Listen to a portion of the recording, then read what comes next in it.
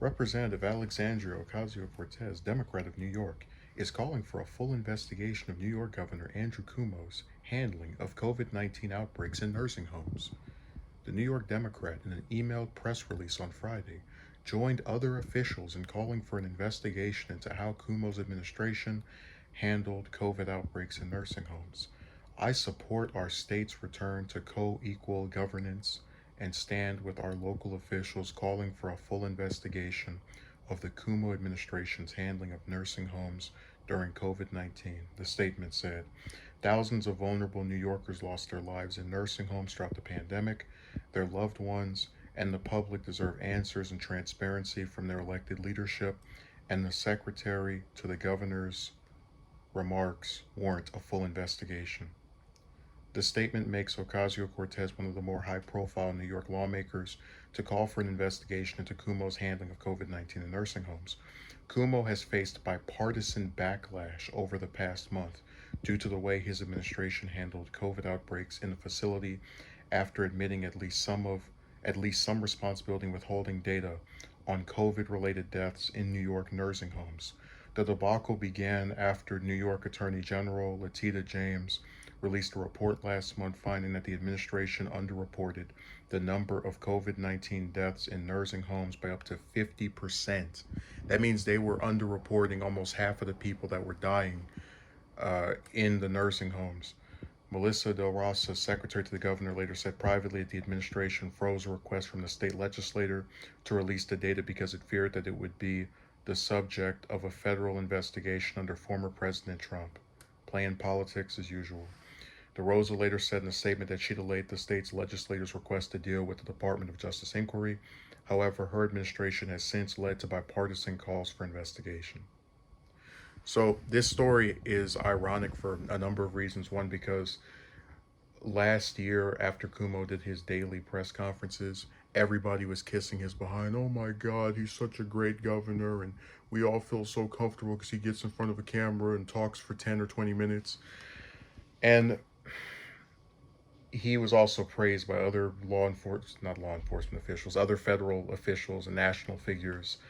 And when a pandemic is ongoing, it's not a good idea to just sweep people with praise like that because you never know what can happen during it. Um, and this is what he did is a mixture of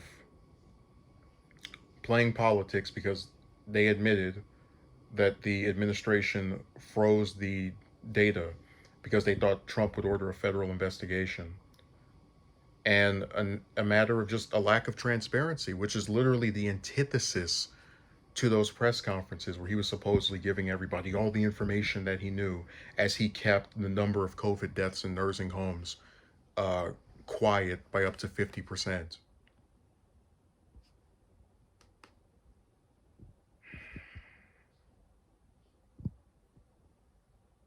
And again, the reason this is a bad thing is because knowing data, especially at the time of a public health crisis, often influences what people do.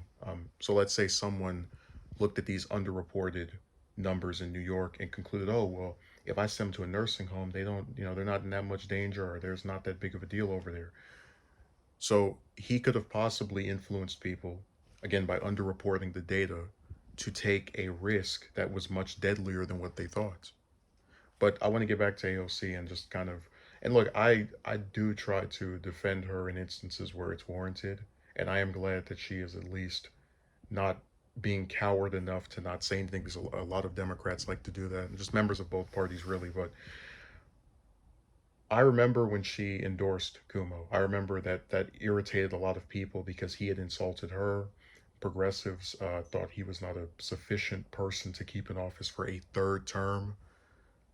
And this is just part of a problem I have with progressives, especially the ones that are in office. Sometimes the commentators do this as well, but they'll endorse these moderate or like blue dog Democrats. And then when they get in office and they do something that's very dangerous and evil or are found to do something that uh, they believe is morally unacceptable, some big manner of just doing something screwed up, Now they have to come out and act like, oh my God, I'm so flabbergasted that this would happen. But this is the same person that everyone told you was trash when he ran in 2018 and you endorsed him.